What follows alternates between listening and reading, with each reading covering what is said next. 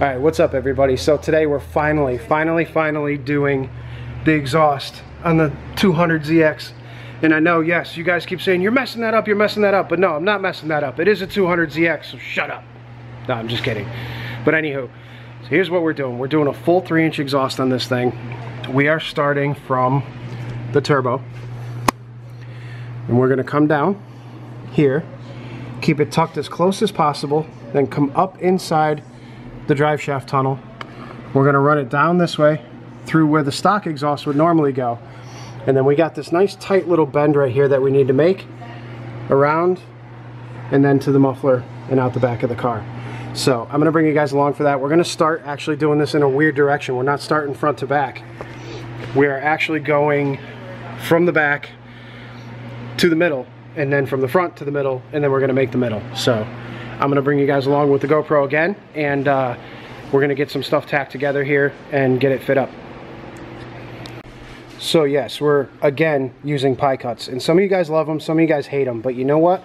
A lot of you guys are saying there's no benefit to them and that it's just a waste of time, it's a waste of money, it's a waste of argon, it's a waste of filler wire, yada yada yada. But truth be told, and yeah, we're using all Tycon and Stainless Bro stuff yet again. Truth be told, it's actually not, because in a situation like this, in an application like this where we've been using top of the line stuff for everything, being able to route the exhaust exactly the way that we want it within a fraction of an inch by using these pie cuts is what we're after. So we want this to fit perfect. We don't want to make any kind of compromise when it comes to fitting this exhaust exactly where it needs to be. And the same went for the intercooler piping. Yeah, we went a little overboard with the titanium, but the pie cuts will allow us to rotate literally a half a degree if we feel that something's not fitting properly. So that is why we're using pie cuts.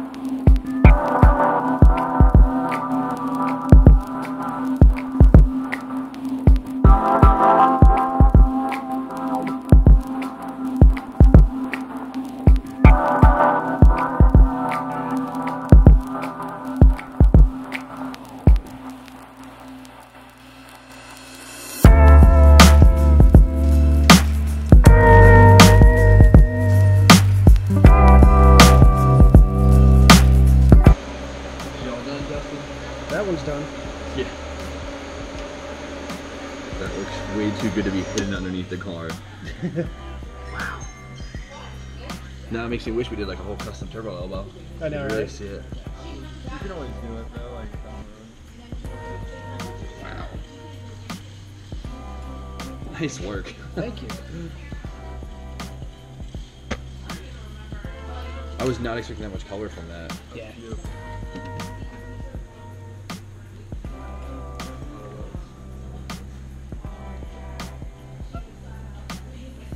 The only thing that always fucking bothers me is my neck.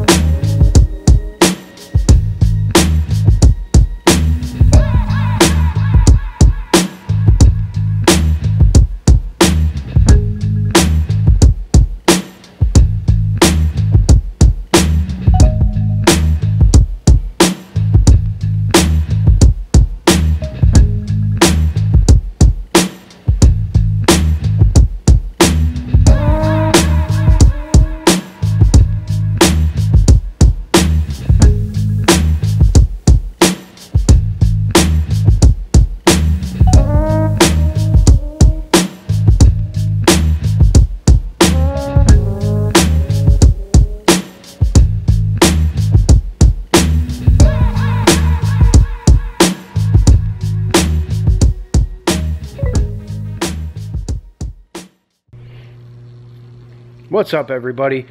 So, it's about 3 a.m. I'm dead tired. It's been a long few days knocking out all this piping for the Jimmy Oaks build-off car. I filmed a lot of stuff randomly, haphazardly. I didn't want to get in the way of Jimmy's videos and everything else, and I was honestly sitting in front of that welder for, I want to say probably 10-15 hours in total, maybe more. But anyway, alrighty, so here's what you're looking at.